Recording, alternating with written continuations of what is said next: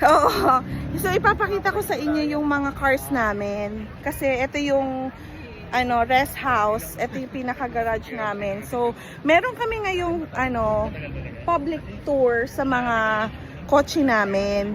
So, salamat po sa aking daddy. Bumili ng mga kotse. Ayan o.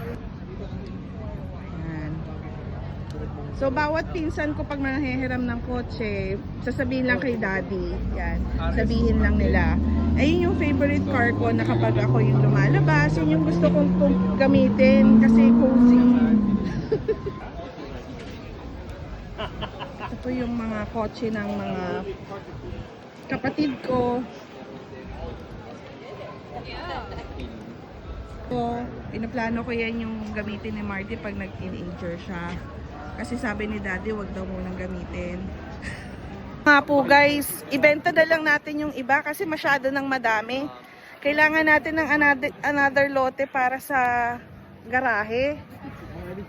Naman yung mga Audi. Sabi ko nga paminsan kapag may nanghihiram kaming kapitbahay o kaya mga kasambahay, sabi ko yun na lang ang paggamit. Kasi sayang din naman hindi masyadong nagagamit. Ito na guys yung mga medyo low-end pa namin na mga sasakyan. Yan. Ito yung mga sasakyan na hindi masyadong nagagamit. Kasi tambay lang eh. Tambak lang kasi hindi nga yun yung pinakamagaganda naming sasakyan.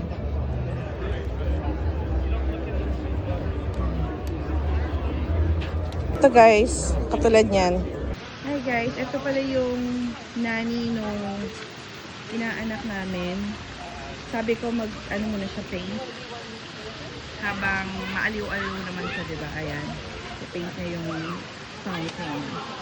Ang galing niya, no? Napaka-talented talaga nung namin. Aming kasambahay. It's like a fin. It's like one of those. Like a. What is that? Like a hammer. Ito. Salamat po sa pagbisita. Tingin-tingin lang po kayo. Pwede po kayong humawak. Ito yung paborito kong kotse kapag pinapag-groom ko si Jasmine. Kasi favorite ni Jasmine yan sakyan kapag mag-grooming siya. Thank you po for coming.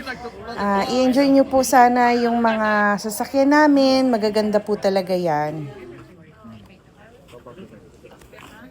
Ito naman po yung ginagamit para sa palengke. Para pag naputikan, hindi po makikita yung dumi. Guys, ito